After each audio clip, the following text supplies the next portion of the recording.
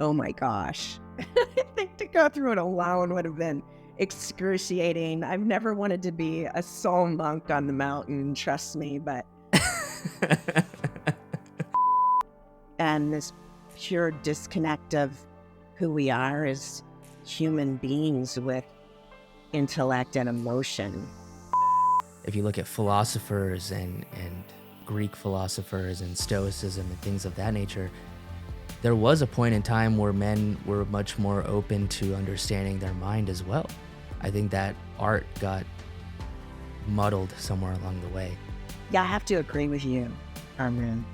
I don't know why. Maybe it was the Industrial Revolution and then technology, but I think you're right. I think we do see a little bit of shift back to understanding ourselves. I am so grateful you're producing it, and I know it takes effort, it takes intellect, it takes heart, it takes energy, it takes finances to bring this message forward, and I'm so grateful. Your guests have been profound and deep, and you're the real thing, and I hope you continue on. Hey friends, you're tuned in to the Learn or Be Learned podcast, a show where wisdom meets curiosity in order to discover the human experience. I'm your host, Shiva D, and remember, you either learn from or you're learned from. Now, let's get back to the show.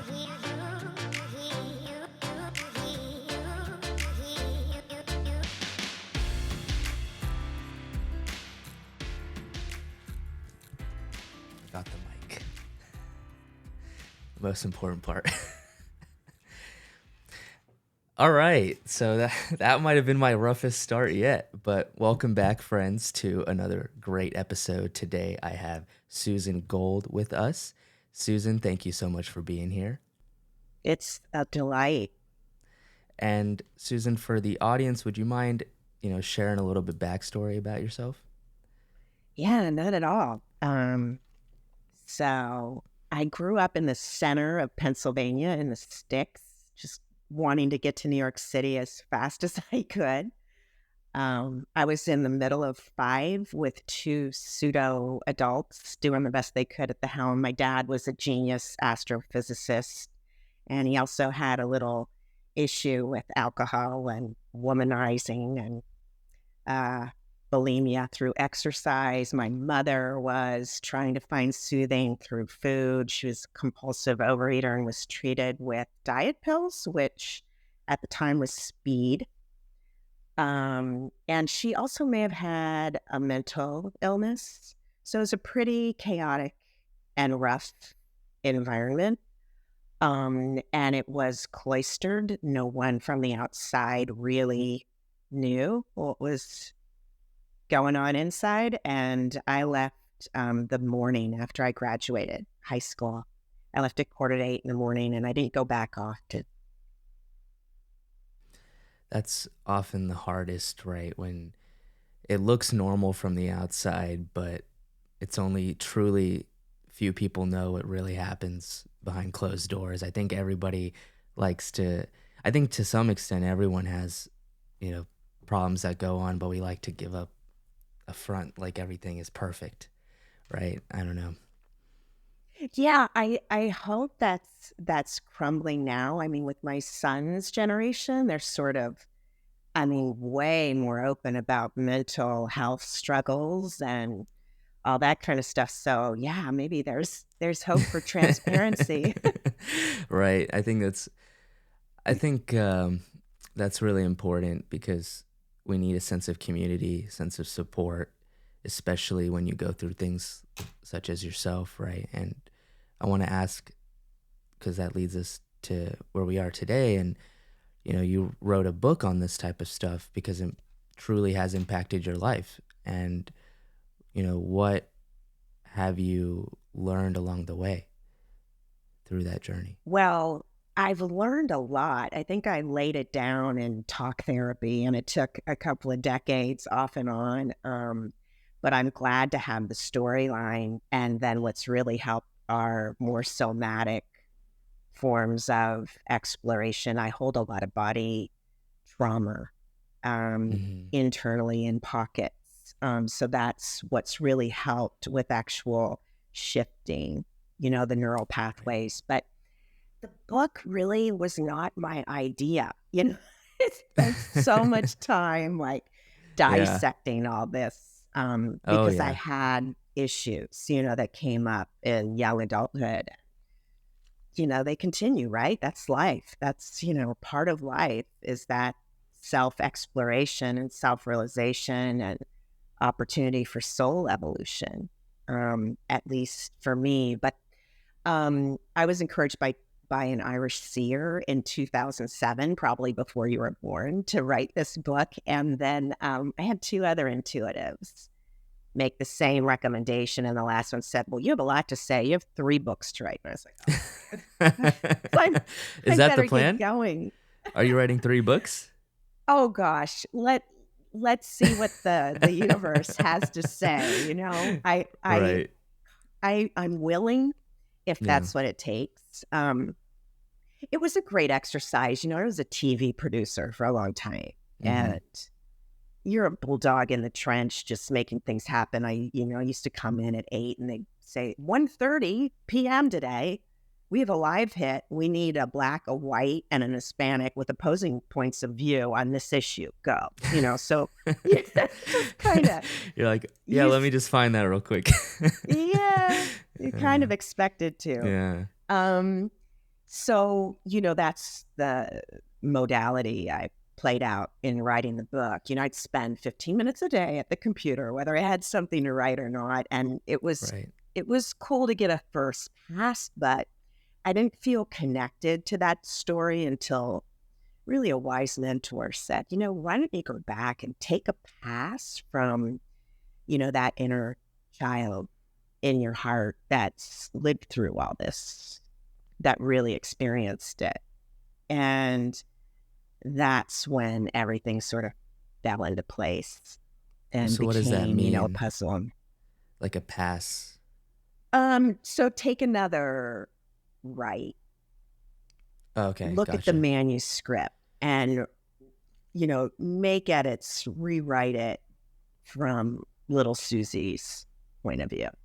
Mm-hmm. And And, that's when it became real. mm-hmm. Did you go through much of this self-awareness journey on your own, or did you have a support system? Oh my gosh. I think to go through it alone would have been excruciating. I've never Right. wanted to be a soul monk on the mountain, trust me. But yeah, no, I've had a lot of help, a lot of teachers that I'm really grateful for. I'm very fortunate in that I'm very open and willing to try all sorts of things. But initially, it was traditional talk therapy. And I was guided in that direction because my life was like completely out of control, totally unmanageable. I had abusive relationships that I couldn't extricate myself from. I took a slug from a wine jug, just like my dad used to, from the whiskey bottle at 7:30 Uh-huh. a.m. I wanted to ask for a raise at work and, couldn't seem to do it any other way. My Mm-hmm. goals were sort of falling by the wayside, and my friends were becoming more nefarious and a little bit more fair weather types. Why is So that? I knew something was up. Well, I was associating with a different frequency. Let's just Mm-hmm. put it that way. I was very ebullient. I was very dreamy. And when I first arrived in New York City, and I sort of let life experience spin me down a little bit on the spiral, I had no semblance of self. I was like a chameleon. I was who you wanted me to be Mm-hmm. for love, for attention, for what I thought was approval. And I learned that early on in my upbringing. So a general like level sense of playing field Right. and, a platform for knowing who I was, that was much later in Right. my trajectory. So are you saying you saw a sense of drifting apart due to, you know, maybe were your dreams different? Were you dreaming big, or was it? I was still dreaming big, but I Mm-hmm. think my dreams became more fantasy as I started to play out this vision that more matched the home that I grew up in than where I wanted to go as a child. And luckily, I could see the signs. And luckily, I asked for help and was guided to the perfect place. It led me to get clean. And 4.5 years later, it led me to treatment for clinical depression, which I struggled with off and on for 10 years until I learned about clinical depression and the signs and how to manage it. And I'm happy to say I've been off medication for decades, but I was That's grateful good. that it was Mm-hmm. there as a tool when I needed it. Mm-hmm. And I was led into silent meditation. I'm a long time meditator, and also endurance sports, marathons, triathlons, Mm-hmm. um, which had its pluses and also had its downsides. Well, as you can Of course. imagine. Right. You know, I really was excited about this conversation because I believe self-awareness is so important. And I think today more than ever before, it's looked over, especially because when anyone has a moment of silence to their own mind, we just run to the next thing to escape, whether that's Yeah. on our phones. When we're eating, we might watch TV. When we're in the car, we'll listen to music. You're almost never alone with your thoughts anymore. And I think that's led the generations to come in a predicament. It makes it harder to express yourself and truly find who you are. I think one of the most painful moments was I went into a restaurant with my son. He was in his teens, and there was a family at the other table, a family of four, and they were all doing, this on their phones, like looking down. And I Right. don't know, maybe they were texting each other at the table. I'm not sure, but it was, I've seen it that was, before. I've you've seen seen that. it, Yeah, right? people And texting each other, yeah, at the yeah, and table. it's just this cold, sterile disconnect and this pure disconnect of who we are as human beings with intellect and emotion and Mhm. beauty and exquisite power within. Right. And a small portion of communication is verbal. A lot of it is nonverbal, right? The way someone says it, the delivery, the body language, which is all lost through text. I think so. I mean, for me and probably you too, or you wouldn't be doing what you're doing right now, or you probably wouldn't have gone to school for anthropology, I would imagine. But I was like super intuitive as a little Mhm. kid.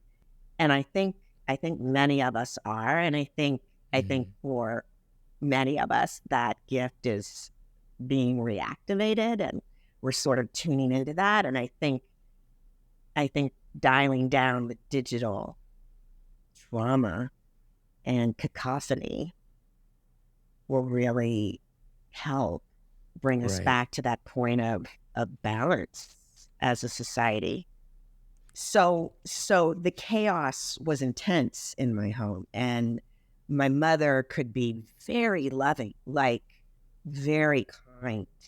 And then the next minute, she could be grabbing your arm with her thumb, like penetrating the little bone and shaking you until you almost pass out. So I learned to intuit and understand to an astute degree body language and Mhm. feeling, sensing energetic shifts. I could see by her eyes, I could tell by the frequency of the body that there could be trouble, a brew. Right. And I knew how to stay mum and take cover and pray my name wouldn't be called. That's really interesting because I think part of the ability to develop a very strong intuition has to come from a sense of need for it. I don't think I don't think I don't know. What maybe from your experience you can tell me differently, but it seems as though anyone that can develop a strong sense of intuition had a need to develop it in the first place. Actually, I think we all have it. Yeah? I do. I think But it's do a we all natural. develop it? No, no. Mm. Um, and perhaps you're right. Perhaps there was a need. I don't know. That Mm. would be an interesting study. Yeah, right?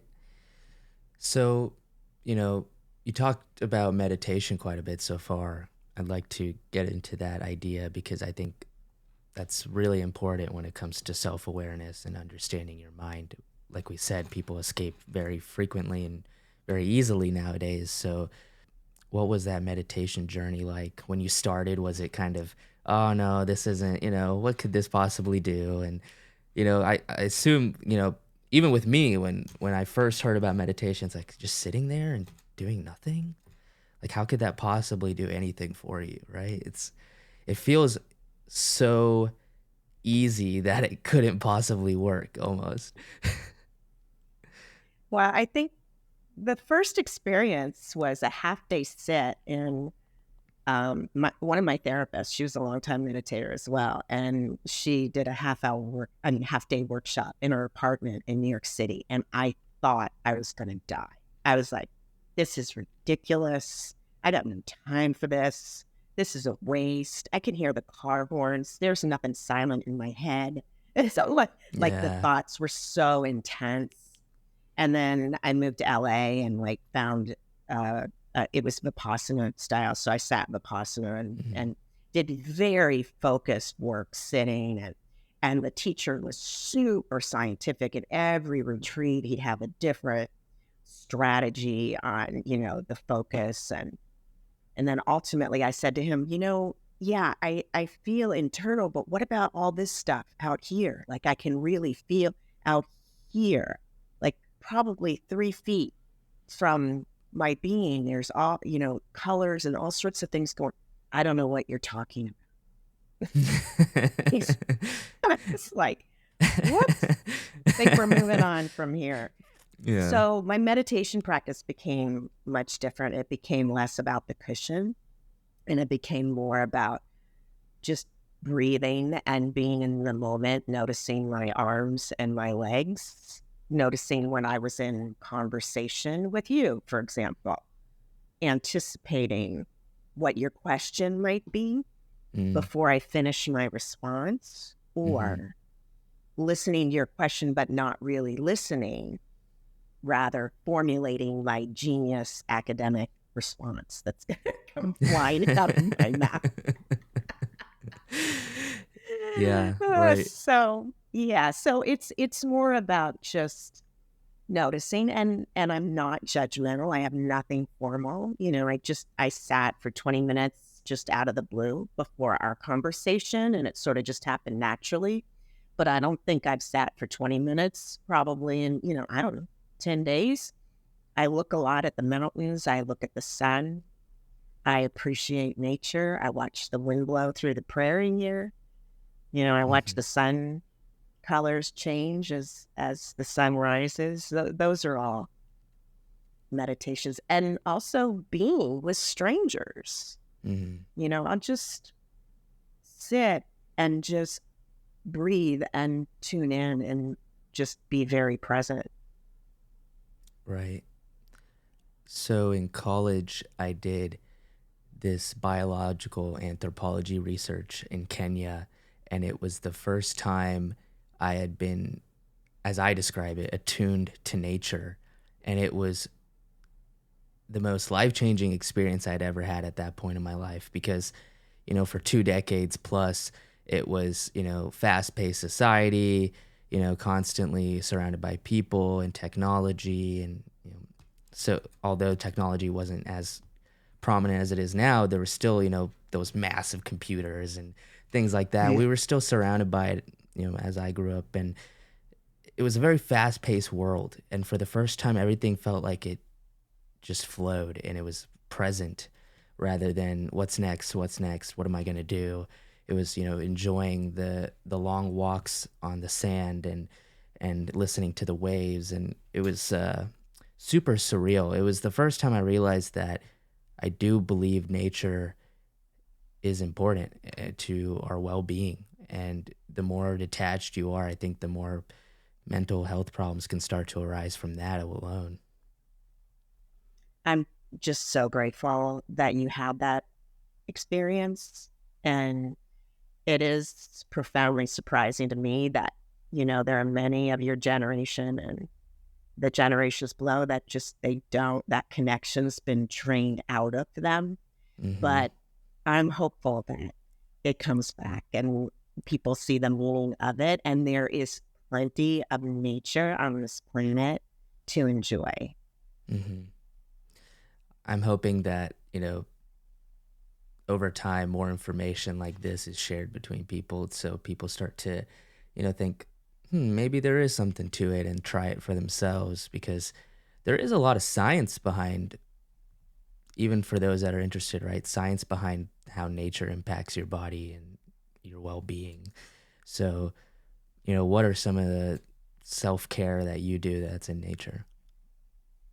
Well, just when I get the opportunity to ground, I love it. There was a woman who was so impactful in my career, and she did not stop running. Her central nervous system was on overdrive. She was highly accomplished, but we used to meet occasionally to go to a park and have a sandwich together. And one of those lunch hours, I said, let's sit on this grass. Like it was a Hmm. beautiful July day. Hmm. And we sat there for 45 minutes and she was chatting and chatting, as she did. And then all of a sudden she said, oh my gosh. And her breathing, slowed. She said, I feel like I've had a full body massage. And I said, yeah, I think you just experienced grounding and Hmm. earthing. I've looked into that idea quite a bit, actually. And there is some science to suggest that the earth emits this slight negative charge, and then your body kind of absorbs it. And, we have this thing called oxidative stress, which is positive charges in your body. So it attracts. And, you know, to the audience listening, I would say don't knock it till you try it. Because if you think about it, most people feel very calm after the beach. When they go to the beach and they come back, they feel incredibly calm because, their feet's in the sand, and they, listening to the waves. And there is a Yeah. sense of, I think there is some science there. I think there is something that's truly impactful to the human body. There's a lot of science, and the science is becoming more available. And there's all sorts of light and frequencies that we're open to now and that are flooding the planet. I don't know about you, but I've been taking a lot of naps lately out of nowhere. I'm very tired, have had body aches and, brain fog. And I think it's the amping up of the frequencies and the light. Hmm. I've been drinking quite a bit of caffeine. That'll do it too. Yeah. But, I when I was in Kenya, there is, these children, I'd say roughly around the ages of maybe 4 to 8, 10 years old. And, they like to interact with, foreigners. And we were just talking, or, the short form of talking we were able to do because we didn't speak the same language. And they asked me to come with them to show me something. And these kids were all running through the grass, flat plain grass, and I had taken off my shoes for some reason, and I took a few steps in the grass and I start like bouncing because there's thorns in these grass, and there's thorns everywhere. There's thorns in the flowers, there's thorns in grass, there's thorns in the tree in Kenya. It's crazy. There's thorns everywhere. And these kids are just like laughing at me. They just thought it was the most hilarious thing that my feet couldn't walk on their grass, and they just rocked like it was nothing. And they're like 8 years old. So they just like are laughing hysterically. I'm like bouncing up and down because it's like painful. So I had to like put on shoes. And it's just interesting to me that, you know, the human body is so adaptable, but I think we've detached so much so from society that we're uncalibrated in a way. Oh, I'm right there with you. I mean, just my own personal experience with that is, I was an athlete, a master's athlete, an adult athlete, very accomplished. Again, grabbing self esteem from the wrong bucket, perhaps, but nonetheless. And then I got to the place where I couldn't even walk around the block without excruciating pain. And I knew, I'm of the age, if I went to a Western medical profession, they'd say, insert titanium, here's the date. And I Yeah. didn't want to go that route. I wasn't willing. And it wasn't the easier, softer way. It wasn't the shortest way. And I had a couple of years where I was in chronic pain, but I did not focus on the pathology. I focused on the muscle, and eventually I found healing. And I just say, it's just so simple. Well, I'm on a timeline. I need to play tennis next week with my partner. So just cut me open now and fix my wrist. I just, the human body is amazing, and our ability to heal is amazing. Our ability to intuit, our ability to dream and envision and create. And I believe we have everything we need inside to Yeah. really live prosperously and abundantly as a global community. Hmm. And I think in order to get there, we need to align the mind, body, and spirit.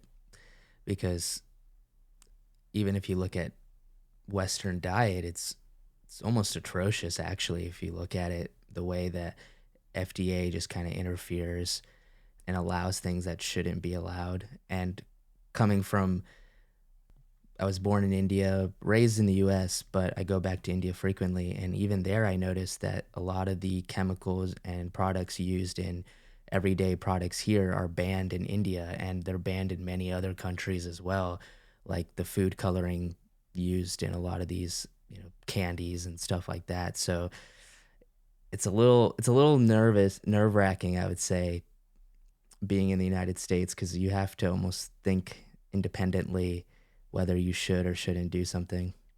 You have the choice to do it. And I agree wholeheartedly there. And I think a lot of our illness comes from those food. I don't even want to call it food. Like maybe a better word is plastic, perhaps. Yeah. But yeah, I think our food system, our healthcare system, certainly our education system, our banking system, or government system. I think a lot of our systems may need a little revamping, a little exploration, a Yeah. little gentle upgrade.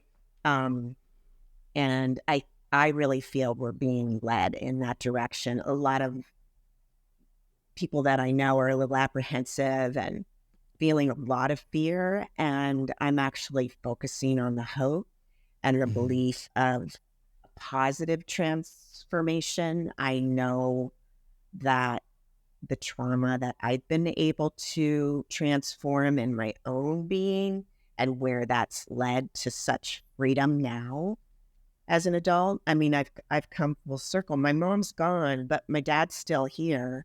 My brother that was horribly abusive, my sister who, I love and adore, and my two young brothers, we have a relationship. We have interaction. My book is called Toxic Family, but I don't feel Hmm. that way about my family. My title was actually Magical Illumination, because that's what I feel this discovery has been. And I'm grateful for all those players, because they've created another reality for me. They've they've given me the opportunity, as long as I was willing to take it, to step up Mm-hmm. and address what wasn't working for me and to see it in a new light. And I Mm-hmm. feel like that is the same opportunity we have as a global population to sort of step out of the matrix that was not to our benefit and to create something that is. And I see that happening. And that keeps me very hopeful in these Mm-hmm. times. Right. Going back to the idea of self-awareness a little bit, what exercises or practices helped you gain more understanding of yourself? So I writing, and I was never, I mean, I was told I was a writer, Fox News Channel in the newsroom. Look at gold, just write the way gold does, But I think what's really helped is and this is something that Lee Harris gave me, who's also a teacher. Just I open a journal and or my notes in my phone or, on the computer. And I just sit, I take a breath and I say, what would my soul have me know today? And I just write whatever comes up. And, for the first couple of weeks, it's kind of okay. This is the same dumb message. What does this have to do with anything? But yeah, I'm really surprised by day 21 how much, the writing's clear and Yeah. helped me shift and open me to other considerations. And I Mm-hmm. didn't even need, ayahuasca to do it. It's all there. Yeah, right. Or a shaman. Well, Uh, that too. I mean, they serve their purpose, right? yeah, yeah. Whatever way works for you to get there. Honestly, like I, who am I to judge? Those sound really intense. I've I've I've heard stories having a shaman there and doing ayahuasca. It sounds because apparently you quite literally purge. You vomit because it's, I don't know, maybe the body can't physically handle what you're drinking or whatever, and then you go through the experience and it sounds very intense. So for me, that intuitive voice is super loud on that. Like I think I was in fifth grade when they showed us the movie of someone flipping out from an acid trip and jumping out like a skyscraper in the city. And like Gosh. I didn't want to have anything to do with that. Like it always scared me. Even when I Uh-huh. was, experimenting, I knew I couldn't go that direction. So I feel the same about, the ayahuasca stuff. And I knew that wasn't for me, but I have done traditional Native American sweat lodges with, you know, uh, a leader who was really magnificent. And that's definitely helped me. I did hot yoga for Mm-hmm. way too many years. And that was also a transformational experience. I Really? think we all, yeah. Yeah. But I As think opposed to it, regular yoga? Like, is it yeah. okay? Yeah, so I did Ashtanga for a lot of years, which was really beautiful, but it turned out like super hard on my joints and I really love to sweat. So like going in a hot room at 105 degrees or a little more, was fun for me. It just felt natural. My body seemed to take to it like a duck to water, Mm-hmm. um, until it didn't. But it just felt like, yeah, some kind of amazing cleansing. But I think I also became addicted to it because I do have an addictive personality. Um, so I can I can take almost anything out to the max. Well, I like the idea that you mentioned about writing. And, when you first start, it does feel a little, I would say, unproductive. It doesn't feel like you're getting anywhere. But something that helped me was almost writing as if I'm talking to somebody, like a conversation, rather than trying to express it in the form of I's, instead of saying, I feel this, I feel that, talking to somebody else like, hey, this is what I'm going through. And then it's like, then you flip the script and you're like, okay, well, why are you going through that? As if you're having like a conversation. And that seemed to really help me dig a little deeper when it came to ideas, for sure. Wow, that's such a beautiful tool. Mm-hmm. And I love that you shared that. Um, and it also triggered a memory for me. Like when I was 5, I had this imaginary Uncle Eddie that used to Mm-hmm. come to visit me, and I used to talk with him, like having a conversation about things that were going on and, how I could be helped. And yeah, it was almost the same dialogue Mm-hmm. that you've just described, but I haven't tried that. I want to try that now. Yeah. That's It, that's it, a it great really idea. helped me get into this flow state of writing to understand myself, because you just start asking yourself the same questions as if you were speaking to a friend, or even directing it at someone has helped as well, thinking of someone in mind when you write it. Mm. Yeah, that's beautiful. Have you done any other, because you mentioned, okay, meditation, writing, yoga, are these the main ways that most people obtain higher self-awareness, you'd Well, say? you can do it through humming. Like humming creates a frequency and it lifts your frequency. Sometimes don't tell anybody, but I go in the center of my living room, where there's no furniture, and I put my arms out and I spin around, like little kids on the playground. I Uh-huh. spin around and I feel so happy. You don't get I do dizzy? it. I can't do Yeah, that. that's all part of it though, isn't it? I Yeah, don't fall yeah. down. Except I get motion sickness, so if I did that, I would fall. Oh.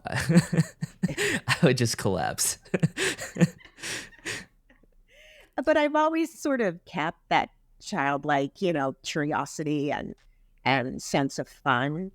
Um, and I think that's what's helped me stay ebullient and grounded on the planet for as long as I Mm, have, because I know there are exit points for all of us along the way, and hmm I can recollect more than several. Um, I think my first fascination with the possibility of suicide was when I was 6. I was in the kitchen and I opened the cabinetry and saw the chopping block with the knives in it, and I took out a knife and just surveyed the blade with fascination and wondering, what would it be like if I could just lance that blade through my heart? This would all hmm be over. And then my mother came in screaming, and we shut the knife back in and put it back. But if I didn't have that light within me, I think I would have been out of here on an earlier hmm train.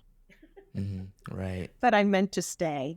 I meant to stay, and I think the exercise of writing this book, um, speaking to amazing people through podcasts, and just the experience of putting the pieces together as I have now after a lot of self reflection and examination and help. I feel like this is my purpose. I mean, my career has been amazing, right? I had a lot of flashy celebrities that I worked with and a lot of great opportunities and Right. I saw some of movies. those in your bio with the Phineas and Ferb project and things like that. Oh, yeah, yeah, yeah. That's There's a awesome. lot of stuff. Yeah, I Yeah. did a lot, but I feel like this is my purpose. This was the reason for all that I've walked through and lived hmm through. And the whole topic is taboo of, toxic family. That's taboo. And I feel like creating conversation around it and, really sharing experience to inspire others to share theirs as well and start to look at things that may feel shameful hmm um, or secret can lead to dropping a lot of stuff that doesn't belong to us. right? Right. And to live like Right. with wings rather than weights.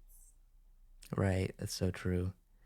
Another thing is, I'm hoping that over time we can go back to having civil discourse about topics that right now feel a bit taboo, whether it's politics, religion, spirituality,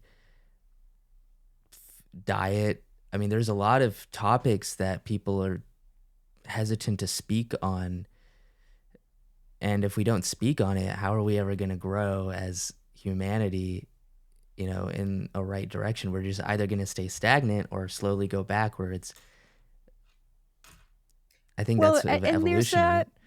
yeah, there's Mm, been a pull. I think there's been a pull away from that transparency. There's almost been a cloak of censorship in mm, all areas of being human, walking a human journey.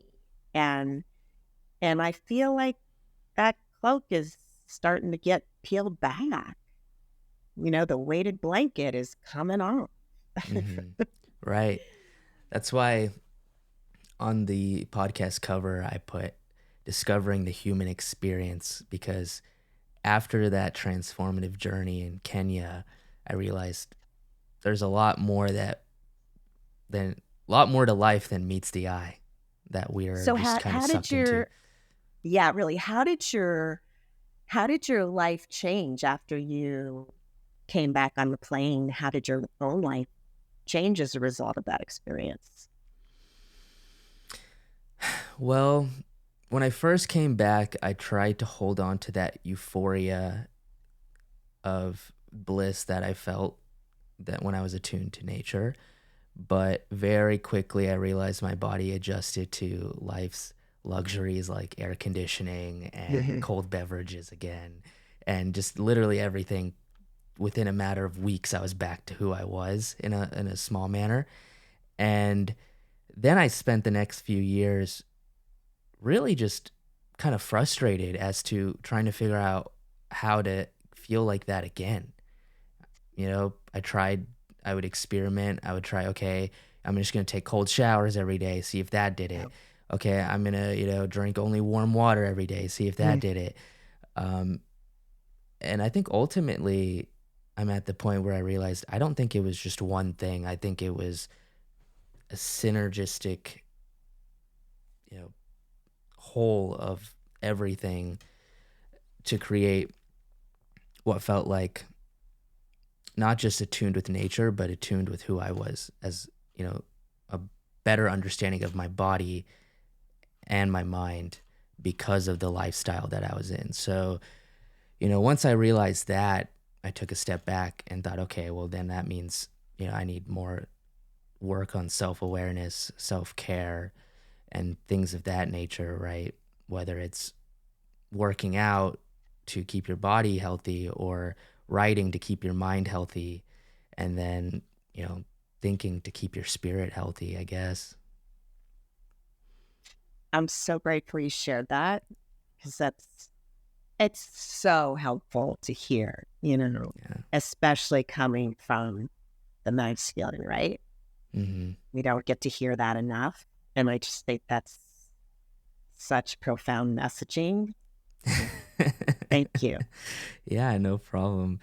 So you say, you don't hear it as often from the masculine perspective. That's something I've actually observed myself. I don't think we see as many men willing to accept a spiritual journey. Have you noticed that? Well, I think, the training is pretty rigorous, right? Hmm. Big boys don't cry. Yeah, yeah. um, yeah, I think that the indoctrination kind of doesn't help, but I feel like more has been unraveling, and I think we're headed to more openness and Right, more feminine merging with the masculine, right? right. Like a balance. Yeah. I mean, I You know, had I had an overdeveloped sense of masculine, hmm and it's not been easy for me to surrender and pepper in more femininity. It's Hmm. been hard. Oh, I bet. You know, but if we even look back at it, I would say if you look at philosophers and Greek philosophers and Stoicism and things of that nature, there was a point in time where men were much more open to understanding their mind as well. I think that art got muddled somewhere along the way. Yeah, I have to agree with you, Hmm. Armin.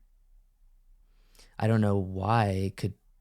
Maybe it was the Industrial Revolution and then technology, but I think you're right. I think we do see a little bit of shift back to understanding ourselves. Yeah, because it just doesn't work. Men are broken, Yeah, broken. right. You know. And the only way to heal is to truly look inwards.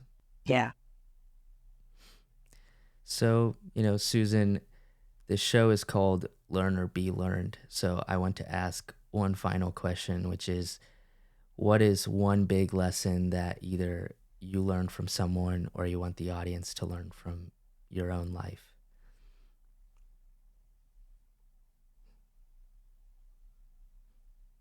Well, I think for me, the greatest lesson is to be true to who I am, regardless of other opinions or frailties. So I think that the real truth for me has been to step into that small, still voice who has my best intentions in heart, and then to be brave enough to say, yeah, I'm going to follow you. And I wish I would have done that at 20 rather than 50, but I'll take it. We all have our own journeys, right? There's probably a purpose as to why your journey happened the way it unraveled. Yeah, but I think next time I'm going to look at that fine print a little bit before I end it. Right. Well, Susan, thank you so much for being on this show. I had a blast. I am so grateful you're producing it. And I know it takes effort, it takes intellect, it takes heart, it takes energy, it takes finances to Yeah. bring this message forward. And I'm so grateful. Your guests have been profound and deep, and you're the real thing. And I hope you continue on. Thank you.